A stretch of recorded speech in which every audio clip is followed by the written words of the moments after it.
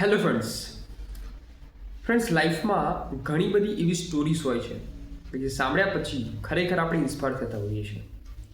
એમાં એક એવી સ્ટોરી કે જે સાંભળ્યા પછી તમે પણ ઇન્સ્પાયર થશો.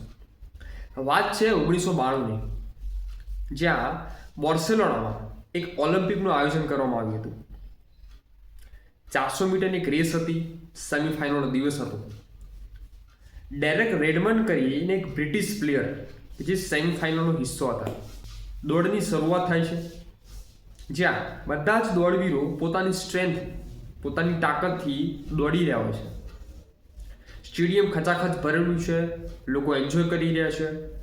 અચાનક દોડતા દોડતા ડેરેક રેડમન્ડની હેમસ્ટ્રિંગ ફાટી જાય છે અને એ નીચે પડી જાય છે.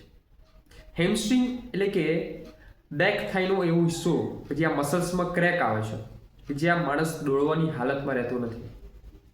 એવી સિચ્યુએશનમાં ડેરેક રેડમન્ડ ઊભા થાય છે અને પેઇન સહન કરતાં કરતાં ધીમે ધીમે આગળ વધે છે. ડૉક્ટર્સો ના પાડે છે, એમને સ્ટ્રેચરમાં લઈ જવાની વાત કરે છે, પણ ડેરેક રેડમન્ડ ના પાડે છે.